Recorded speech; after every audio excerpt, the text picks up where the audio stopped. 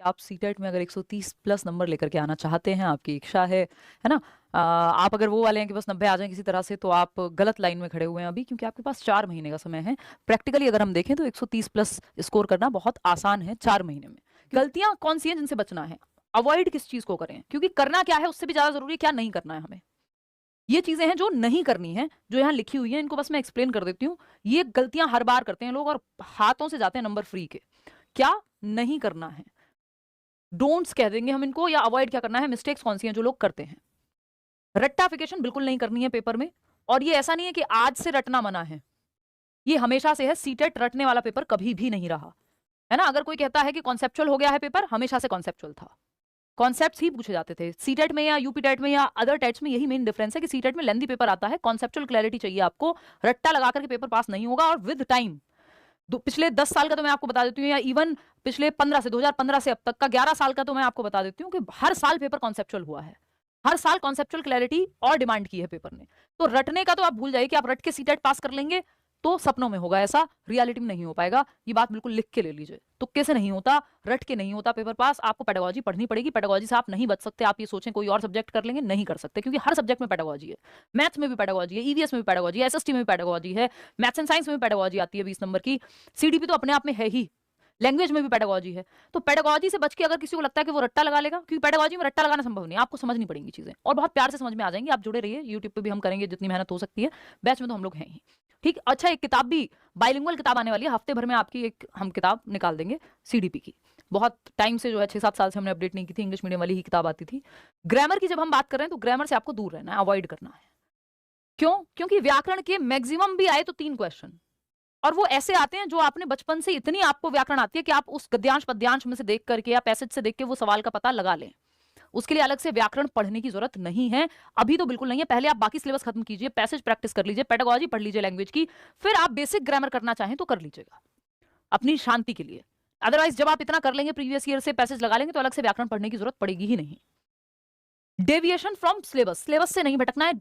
Syllabus से भटक जाते हैं लोग, ये एक बहुत बड़ी गलती है।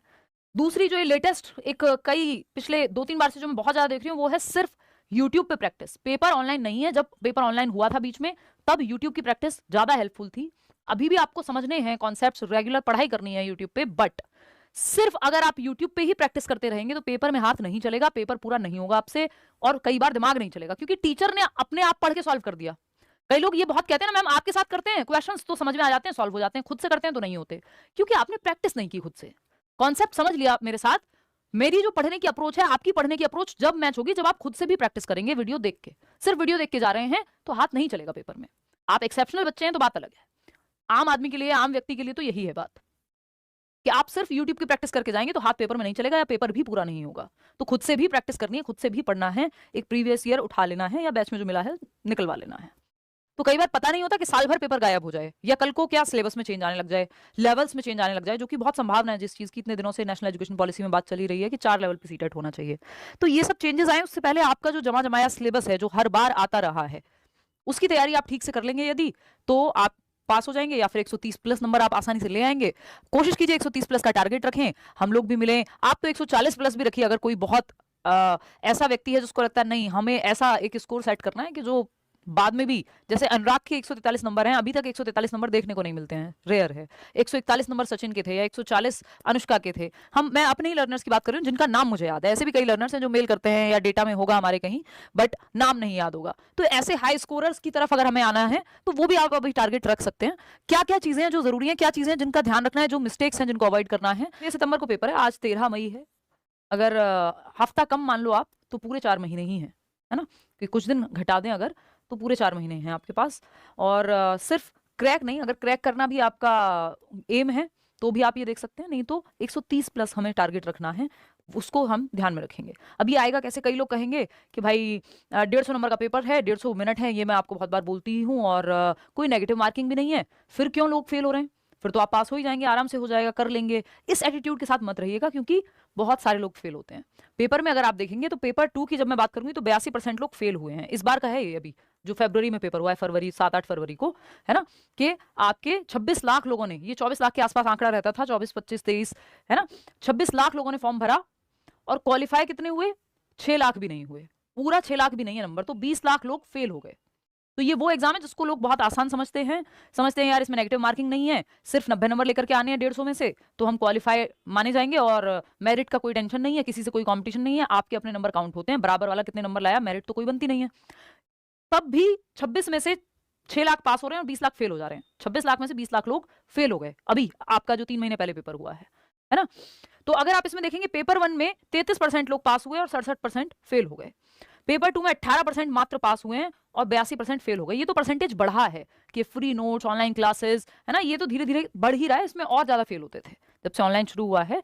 पिछले कुछ सालों में ये आंकड़ा बढ़ा ही है, और ये आंकड़ा बढ़ के है इतना, तो आप ये मान लो कि पेपर 2 में 82% लोग फेल हैं, मात्र 18% लोग हैं जो पास हुए हैं।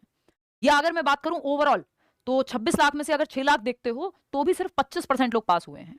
डेटा है सीबीएसई का, अपनी वेबसाइट पे उन्होंने दिया हुआ है। 75% लोग इस पेपर में फेल हो जा रहे हैं। तो इसको हल्के में तो बिल्कुल नहीं लेना है कि ऐसे ही लाइटली ले लें, और कल को अगर पैटर्न चेंज हुआ, और अभी तो इसका पैटर्न चेंज नहीं हुआ जमानों से, तो कितने लोग फेल होंगे ये आप खुद से अनुमान लगा लीजिएगा। तो कोशिश कीजिए इस बार अगर आप फॉर्म भर रहे हैं, चाहे आप अपने टीचिंग ट्रेनिंग कोर्स के पहले दिन में ही क्यों ना हो, बीएड के फर्स्ट ईयर में, डीएलएड के फर्स्ट ईयर में, कोई फर्क नहीं पड़ता, पहले महीने में, सेकंड ईयर में, कोई फर्क नहीं पड़ता, आप भर दीजिए, आप एलिजिबल हैं, क्योंकि कब मौका मिलेगा नेक्स्ट पता नहीं होता। और फॉर्म भर के ऐसा नहीं है कि भाई हमारे कॉलेज की पढ़ाई चल रही है, चल रहा है, 1-2 घंटे रोज के निकालोगे तो अभी 4 महीने हैं, लास्ट के 1 महीने में या 1.5 महीने में थोड़ी ज्यादा मेहनत कर लेना, है ना। तो ऐसा कोई बहुत खतरनाक पेपर नहीं है, लेकिन अगर सही तरीके से ना पढ़ा जाए तो फेलियर का परसेंटेज आप जानते हैं 75% लोग फेल हो रहे हैं अभी भी, आज 2026 में जब इतने रिसोर्सेज हैं तब ये हालत है ना। सिर्फ 6 लाख लोग, वो भी पूरे नहीं 26 में से। तो समझते हैं क्या रीजंस हैं जिनकी वजह से लोग फेल होते हैं, और आपको वो नहीं करना है जिसकी वजह से लोग फेल हो रहे हैं। देखो एक तो तरीका सिंपल है, आप सारे टॉपर्स का जाके इंटरव्यू देख लीजिए कि 143 जिनके आए उन्होंने कैसे तैयारी की, 141 जिनके आए उन्होंने कैसे की, 140 इस बार के लोग, सैकड़ों इंटरव्यूज आपको चैनल पे मिल जाएंगे लेट्स लर्न पे यहीं। इसके अलावा अगर मैं बात करूं, फिर आप उनकी अपनी जर्नी देख लीजिए, अपनी जर्नी आप खुद भी बना सकते हैं। ऐसा नहीं है कि आप जो टॉपर कर रहे हैं वही आप करेंगे, उनसे आप सीख सकते हैं जो आपके हिसाब से अलाइन होती हूँ चीजें। एग्जाम पैटर्न की अगर मैं बात करूं तो आपको पता है डिफाइंड सिलेबस है, एक एक टॉपिक जो है सिलेबस में लिखा हुआ है सीबीएसई की वेबसाइट पे। हम भी सिलेबस जो है बैच में भी देते हैं, कल मैंने सीडीपी का सिलेबस आपका टेलीग्राम चैनल पे भी शेयर किया था, वहां से भी आप ले सकते हैं। तो सिलेबस के परे नहीं जाना है, सिलेबस के साथ चलना है आपको। Out of syllabus question CTET में नहीं आते हैं। एनईपी एनसीएफ से अगर क्वेश्चन आ जाते हैं और वो सिलेबस में नहीं है, वो भी सिर्फ सीडीपी के, बाकी जगह कहीं ना कहीं आपको एनसीएफ मेंशन मिल जाएगा। तो उससे क्या है, उससे आपको ये आपको पता ही है कि भाई ये वाले क्वेश्चन तो ऐड हो ही गए हैं, एनईपी के क्वेश्चन है मान लो नेशनल एजुकेशन पॉलिसी के। अदरवाइज आपको सिलेबस पे स्टिक करना है। सिलेबस में ग्रामर की कोई परसेंटेज नहीं है तो आपको व्याकरण से दूर रहना है या बाद में पढ़ना है, पहले काम के टॉपिक पढ़ने हैं, उस सब पे भी आएंगे। तो टोटल नंबर का कितने का है पेपर, 150 नंबर का, चाहे पेपर 1 हो चाहे पेपर 2 हो, ठीक है। मिनट कितनी है, 150, 2.5 घंटे का पेपर है, 150 क्वेश्चन है, इनफ टाइम होता है। लेकिन पेडागोजिकल क्वेश्चन होते हैं 90। पेडागोजी का जो पेडागोजी वाले क्वेश्चंस होते हैं, हर सब्जेक्ट में पेडागोजी है, 30 नंबर की अपने आप में अलग से पेडागोजी है। 150 में से 90 नंबर तो पेडागोजी के क्वेश्चन सॉल्व करने हैं आपको, चाहे वो एसएसटी की पेडागोजी हो, हिंदी की हो, इंग्लिश की हो, मैथ्स की हो, ईवीएस की हो, सीडीपी तो अपने आप में पेडागोजी है। तो पेडागोजिकल क्वेश्चंस कॉन्सेप्चुअल क्वेश्चन होते हैं, और आजकल असर्शन रीजन वाले यानी कथन कारण वाले क्वेश्चन आते हैं जो और लेंदी होते हैं। तो आप ये मत सोचिएगा कि समय बहुत ज्यादा है, समय पर्याप्त है अगर आप अच्छे से प्रैक्टिस करके गए होंगे, नहीं तो कई लोगों का पेपर छूटता है, 2.5 घंटे में भी उनको कम पड़ जाता है 2.5 घंटा, है ना। पेपर कैसे होगा, ओएमआर शीट पे होगा, ऑफलाइन होगा। ये ओएमआर शीट भी मैंने टेलीग्राम पे शेयर की हुई है, अगर किसी को प्रैक्टिस करनी हो। वैसे तो ये बात की बात है प्रैक्टिस, अभी तो आप अपनी कॉन्सेप्चुअल क्लैरिटी रखिए। यूट्यूब का क्या नुकसान है, यूट्यूब कैसे बाधा बनता है, उस पर भी आएंगे अभी। नेगेटिव मार्किंग 0 है, यानी 150 में से 150 क्वेश्चन करके आने, एक भी क्वेश्चन छोड़ना होता ही नहीं है, क्योंकि नेगेटिव तो कुछ जाना नहीं है, ठीक। तो 150 नंबर, 150 क्वेश्चन, पेपर 1 हो 2 हो, ऑफलाइन पेपर होगा, ओएमआर शीट पे होगा, कंप्यूटर का कोई रोल नहीं है यहाँ पे। इसके अलावा इसलिए आपको खुद से भी प्रैक्टिस करनी है। कई लोग सिर्फ यूट्यूब पे प्रैक्टिस करके चले जाते हैं कि गुरुजी ने प्रैक्टिस करा दी या मैडम ने प्रैक्टिस करा दी, अब बस वीडियो देख के चले गए। आपका हाथ नहीं चलेगा पेपर में, दिमाग ठीक से नहीं चलेगा अगर खुद से प्रैक्टिस नहीं किए होंगे वो क्वेश्चन। समझ लो बात। क्या करना है फिर, प्रीवियस ईयर क्वेश्चन को घोट करके पी जाना है, जो बिल्कुल पुराने टीचर्स जैसे कहते थे ना, वैसा है ये। रट्टा नहीं लगाना है, उनको इतनी बार समझ लेना है, इतना रिवीजन कर लेना है, क्योंकि प्रीवियस ईयर सब करते हैं बट कितना रिवीजन किया आपने, सिलेबस सब करते हैं बट कितनी बार रिवाइज किया, ये मैटर करेगा, उससे पता लगेगा दिमाग में टिकेगा कितना। तो multiple practice, revision, previous year questions, ये आपको करने हैं एटलीस्ट 5 ईयर्स। 5 ईयर्स की आप प्रैक्टिस प्रीवियस ईयर पेपर कर लो, मोर देन इनफ हो जाएगा। कोई भी किताब उठा लेना प्रीवियस ईयर की। एनसीईआरटीज की जब हम बात करें, एनसीईआरटीज को फोकस करना है। अगर आप बैच में हैं तो कोई दिक्कत ही नहीं है, लेकिन अगर आप बैच में नहीं है, खुद से पढ़ रहे हैं, तो 6 to 8 की आपकी एसएसटी की, और मैथ्स एंड साइंस, अगर मैथ्स एंड साइंस लिया है तो उसकी एनसीईआरटी, एसएसटी लिया है तो उसकी एनसीईआरटी, और अगर पेपर 1 दे रहे हैं तो ईवीएस की एनसीईआरटी बस काम किया, बाकी सब आपको ऐसे ही पढ़ना है। ठीक। क्रिटिकल थिंकिंग की जब हम बात कर रहे हैं, यानी आपको चिंतन पे, आप पेडागोजिकली सोचना सीख जाएं क्वेश्चन करते करते, वो हम यूट्यूब पे भी उतना प्रैक्टिस कर लेंगे, डिस्कशन कर लेंगे कि क्रिटिकल थिंकिंग आपकी जाग जाएगी। पैसेज प्रैक्टिस जरूर करनी है प्रीवियस ईयर को देख के। ये नहीं है कि पैसेज तो कभी रिपीट नहीं होता, दोबारा थोड़ी आएगा। वो एक अप्रोच है जो डेवलप हो जाती है जब आप प्रीवियस ईयर के पैसेज सॉल्व करते हैं। नए पैसेज मत सॉल्व करिएगा, सिर्फ प्रीवियस ईयर के, क्योंकि सीबीएसई एक पैटर्न फॉलो करता है।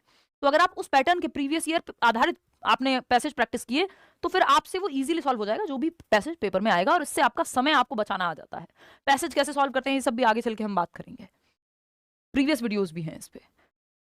ठीक। मैराथन सेशन देख सकते हो, अलग अलग टॉपिक की वीडियोस आपको मिल जाएंगी चैनल पे, वो देख सकते हो, है ना।